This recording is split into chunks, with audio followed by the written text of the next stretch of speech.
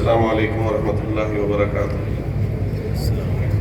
الحمد للہ رب العالمین والصلاة والسلام علی سید الانبیاء والمرسلین محمد وآلہ وصحبہ وازواجہ واہل بیتہ ومن تبعہم ومن دعا بدعوتہ الی یوم الدین۔ دائس پر تشریف فرما ہمارے بزرگ حضرات، خاص طور پر سب کے نام لینے میں وقت ہوگا، لیکن پھر بھی بزرگوں کے ناموں سے برکت اور ہمت اور حوصلہ ملتا ہے۔ حضرت مولانا توفیق رضا صاحب، مولانا فضل الرحیم مجددی صاحب، مولانا سعادت اللہ حسینی صاحب، سرور چشتی صاحب جو حضرت خواجہ صاحب کی درگاہ کی آواز ہے اس ملک میں، سچی آواز ہے، اور ہمارے محترم بھی تقریر فرما کر گئے جنہوں نے ہمارے شیعہ مسلک کی نمائندگی، اور شیعہ نہیں بلکہ اسلام کی جس بہترین طریقے سے نمائندگی فرمائی ہے۔ اور تمام حضرات، جناب سید ظفر محمود صاحب جنہوں نے یہ جو بل آ رہا ہے جس کے تحفظ کے لیے آپ سب تشریف فرما ہے، ایسی باریکی سے ایک ایک کلوز پر، ایک ایک شٹ پر قانون کی طریقے سے جو غور فرما کر اس میں رکھا ہے، ان سب حضرات کی اور ان کی قاسم الیاس صاحب اور محترم ملک صاحب، عبد منظور صاحب، بہرحال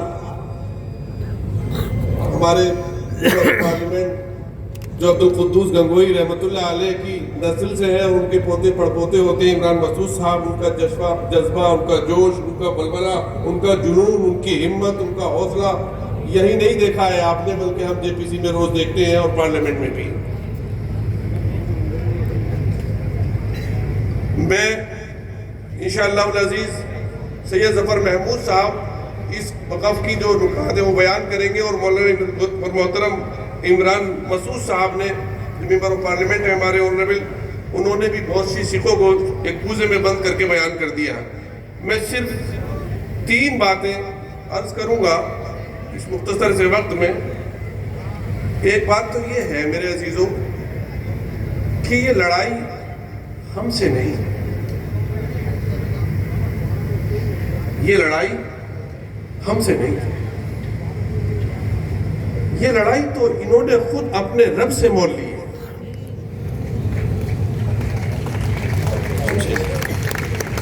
ہمیں تو دکھ یہ ہے، ہمیں تو غم یہ ہے، ہمیں تو فکر یہ ہے کہ اگر وہ رب ناراض ہو گیا تو ہمارا ہنستا کھیلتا پھلتا پھولتا ہمارا بھارت جو ہمیں اپنے جان و دل سے زیادہ عزیز ہے، ہمارے بزرگوں کا خون، ہماری معصوم ماں اور بہنوں کا خون، اس کی آزادی کے لیے، اس کی عظمت کے لیے، اس کی شان کو برقرار رکھنے اور بڑھانے کے لیے صرف ہوا ہے، وہ ضائع نہ چلا جائے۔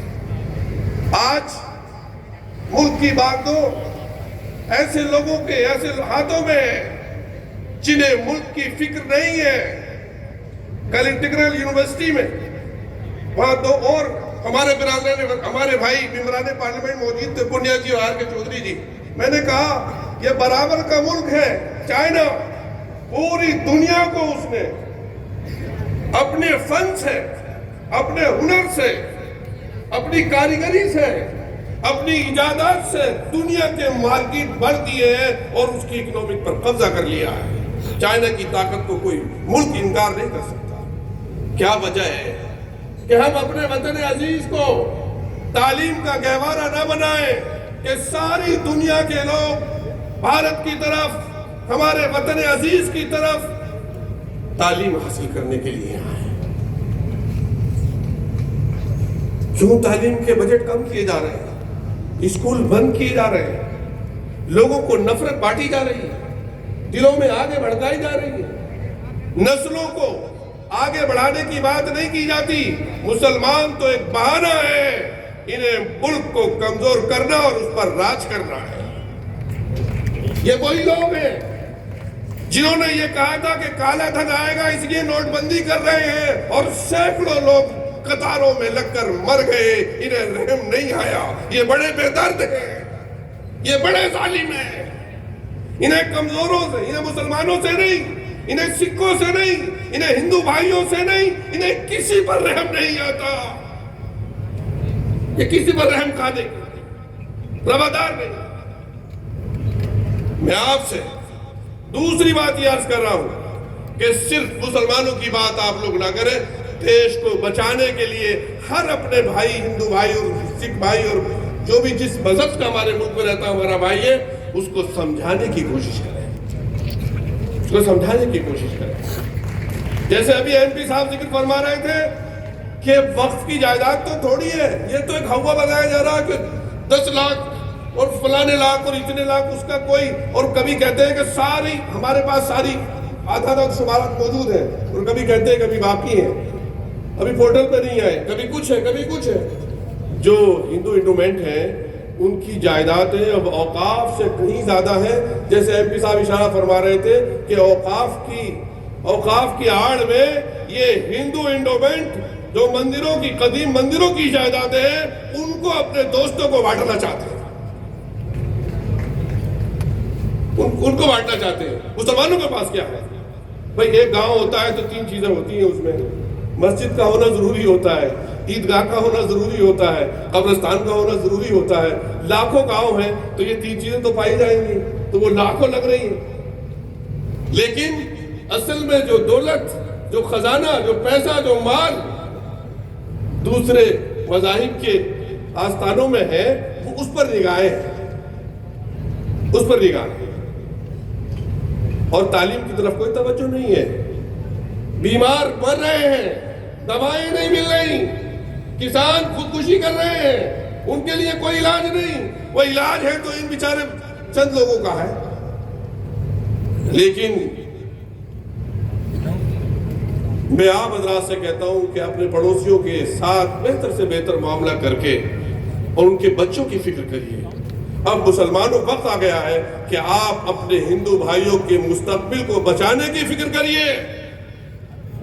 یہ ایک دھوکہ دیا جا رہا ہے، یہ جال ہے، یہ فریب ہے. یہ ہمارے بھائی جو بولنے والے ہیں ان کو بہکاوا دیا جا رہا ہے. نوٹ بندی کے چکر میں سارا مال لوٹ لیا کہ کالا دھن آئے گا، 50-10 لاکھ آئیں گے، کچھ بھی نہیں آیا. بہرحال دیکھیے قرآن پاک کی 3 آیتوں پر بات ختم کرتا ہوں. اللہ تعالیٰ ارشاد فرماتا ہے بسم اللہ الرحمن الرحیم وَمَنْ أَظْلَمُ مِمَّنْ مَنَعَ مَسَاجِدَ اللَّهِ أَنْ يُذْكَرَ فِيهَا اسْمُهُ وَسَعَىٰ فِي خَرَابِهَا. اس سے بڑھ کر ظالم کون ہوگا جو اللہ کی مساجد سے روکے کہ ان میں ذکر کیا جائے اور پھر اس کی ویرانی کی کوشش کرے. یہ ہمارا جگر تھا، یہ ہمارا کلیجہ تھا کہ ہم نے ملک میں بدامنی ہونے سے بچانے کے لیے بڑے بڑے کڑوے فیصلوں کے لیے خاموشی اختیار کی ہے. لیکن یہ ظالم چاہتے ہیں کہ صبر کا پیمانہ ٹوٹ جائے اور ہر ضلع میں وہی اختلاف کی ایک جگہ ہم پیدا کر دیں اور ہر ضلع میں کلیکٹر صاحب کو ویسے ہی اختیار دے دیں جیسے 1949 کی رات میں اس نے وہ ناانصافی کا فیصلہ کیا تھا جس سے آج تک دیش کی جڑیں ہل رہی ہیں. ہر ضلع میں وہ یہی شاعت ہے. لیکن مایوس ہونے کی ضرورت نہیں ہے. اللہ تعالیٰ نے فرمایا ہے جو بھی کوئی مساجد کو ویران کرنے، اور وقت میں سب سے اہم چیز مساجد ہے، مقابر ہیں، مدارس ہیں، قبرستان ہیں، خانقاہیں ہیں، تمام چیزیں ہیں. تو اس کے لیے فرمایا گیا اولئک لہم خزی فی الدنیا، دنیا میں رسوائی ملتی ہے، مل رہی ہے، ملتی رہے گی. سورہ جن میں فرمایا گیا وَأَنَّ الْمَسَاجِدَ لِلَّهِ فَلَا تَدْعُوا مَعَ اللَّهِ أَحَدًا. مساجد خاص اللہ کی ہے، اللہ کے علاوہ کسی اور کو نہیں پکارا جاتا.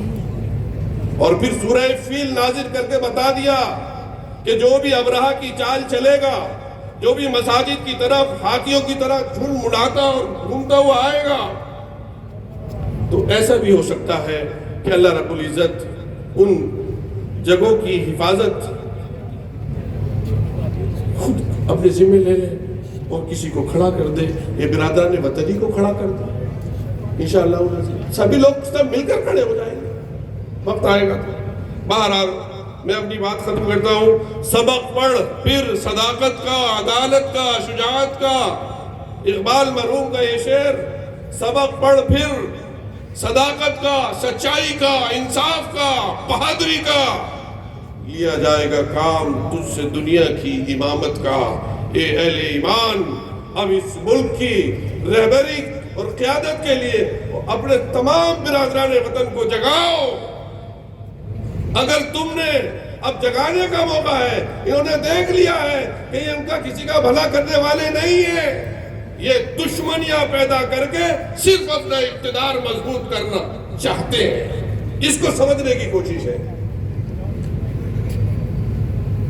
اس لیے ان تمام چیزوں کو ہمیں سمجھ کر آگے بڑھنے کی ضرورت ہے۔ اپنے بچوں کی تعلیم اور اپنے برادران وطن پڑوسیوں کے بچوں کی تعلیم کی ضرورت ہے۔ جن بچوں کے ہاتھوں میں ترشول بانٹے جا رہے ہیں، جن بچوں کو یہ سبق دیا جا رہا ہے کہ مسلمان حملہ آور تھے، ان بچوں کو کیسا گمراہ کیا جا رہا ہے۔ ہم تو کہتے ہیں بنگلہ دیش اور برما سے لے کر افغانستان تک اکھنڈ بھارت ہے، ہمت تو کرو، آگے تو بڑھو، ہم تمہارے ساتھ ہیں۔ یہ کیا بزدلانہ حرکتیں ہوتی ہیں؟ یہ کسی بھی معصوم کو راستے میں پکڑ کر اس کو بیان و مددگار اس ملک میں مارتے ہو جس ملک کے لوگ ایک سیوٹی کو مارنا بھی گناہ سمجھتے ہیں، ہمارے بھارتی لوگ، جہاں انسانیت کی ایک طرح سے عظمت اور احترام کے سکے دلوں پر نقش ہے۔ یہ بھارت کی تہذیب نہیں ہے، یہ بھارت کی سنسکرتی نہیں ہے۔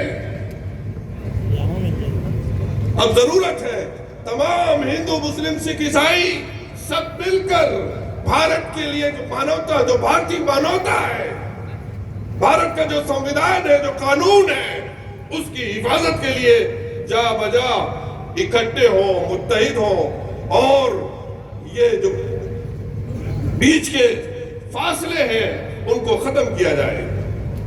میں سمجھتا ہوں انشاءاللہ العزیز، میں مبارکباد دے رہا ہوں۔ میں نے محترم ایم پی صاحب سے بھی ذکر کیا تھا، اور آپ سب لوگ قابل مبارکباد ہیں کہ یہاں سے جے پور سے جو بھی آواز اٹھتی ہے ملت کی پوری ترجمانی کرتی ہے، اور اس کی آواز الحمدللہ بہت دور تک جاتی ہے۔ اللہ تعالیٰ نصرت فرماتا ہے۔ لیکن مجھے بڑی خوشی ہو رہی ہے آپ سب لوگوں کو یہ بتاتے ہوئے کہ جس جوش، جس جذبے سے راجستھان وقف بورڈ نے جے پی سی کے سامنے جس دلہری اور جرأت کے ساتھ میں اپنا موقف رکھا، وہ سب لوگ قابل مبارکباد ہیں۔ میں یہ بتا رہا ہوں، ہم لوگ ان کی نمائندگی سے بہت خوش ہوئے، اور ہمیں یہ محسوس ہوا کہ اس جوش اور جذبے والے لوگ انشاءاللہ العزیز، یہ جذبہ ہے، یہ حوصلہ، جو نیت ہے، یہ پاکیزہ ارادہ ہے، ایسے ارادوں کو کبھی کوئی طاقت شکست نہیں دے سکتی انشاءاللہ العزیز۔ وآخر دعوانا الحمدللہ رب العالمین۔